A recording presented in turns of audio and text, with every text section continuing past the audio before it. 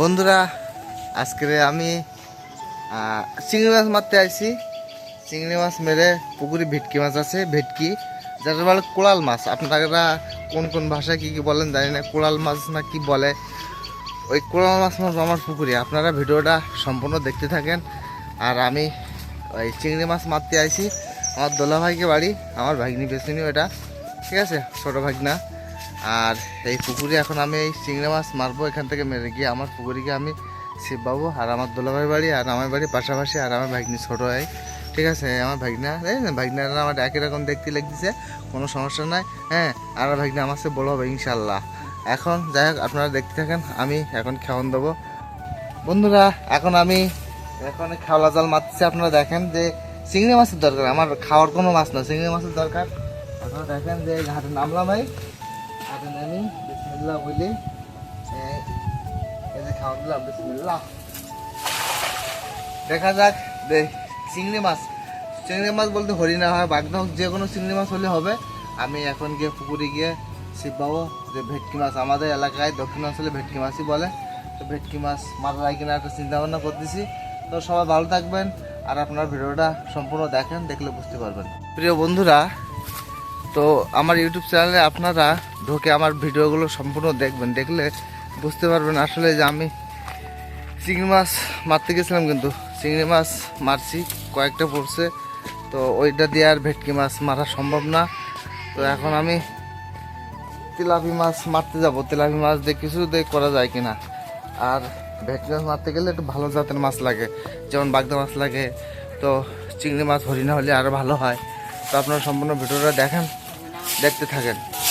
বন্ধুরা, আমি কিন্তু ছিপ নিয়ে রেডি, কিন্তু দেখেন আমার যে ছিপি যে মাছ সেটা হলো চালি মাছ।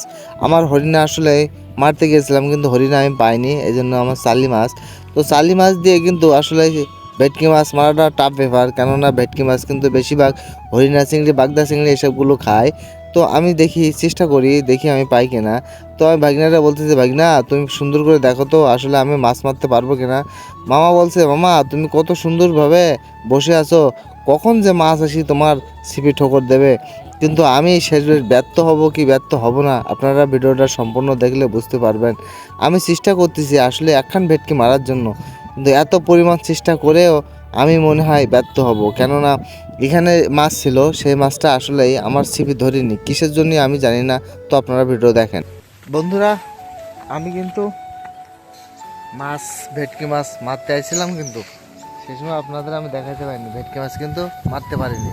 এই যে ছিপ, ওই যে ছিপ, ওই যে ছিপ, ওই যেখানে পাতা আছে, কিন্তু ওর ভিতরে মাছ নাই। তো আমি ব্যর্থ, আমি ভেটকি মাছ মারতে পারিনি। আর এই পুকুরে ভেটকি মাছ ছিল, কিন্তু ভেটকি মাছ মারতে পারিনি। যাই হোক, আমি আপনাদের দেখালাম। আর দেখানোর তো অবশ্যই প্রয়োজন, কারণ আমি যেহেতু ভিডিও বানাচ্ছি আপনাদের দেখানোর জন্য, তো আমি বলছিলাম। তো ভেটকি মাছ আসলে আমি ধরতে পারিনি। তো আমাদের বাড়ির এই ফুলগুলো আপনাদের কেমন লাগতেছে? আমার কাছে কিন্তু সেই লাগতেছে, আপনার কাছে কেমন লাগতেছে বলবেন। তো আপনাদের কাছে একটাই অনুরোধ, ভিডিওতে একটা লাইক, একটা কমেন্ট করে দেবেন। আর আমাদের বাড়ির আঙিনা এর আগে আপনারা তো দেখেছেন। তো ঝাল আজকে দেখেন যে ঝাল একদম খেতে ঝাল হয়েছে। তো এখানে যদি 8-10টা গাছ থাকতো তো কতটা ঝাল হতো, তো অনেকগুলো ঝাল হতো। নারকেল গাছ আছে, আম গাছ আছে। তো সবাই ভালো থাকবেন, সুস্থ থাকবেন। আর আমার ইউটিউব চ্যানেল আপনারা একটু সাবস্ক্রাইব করে দেবেন, একটু ভিডিওগুলো লাইক করবেন, কমেন্ট করবেন। আর আর যা হয় সেটা ঠিক আছে। সব ভালো থাকেন, সুস্থ থাকেন, আল্লাহ হাফেজ।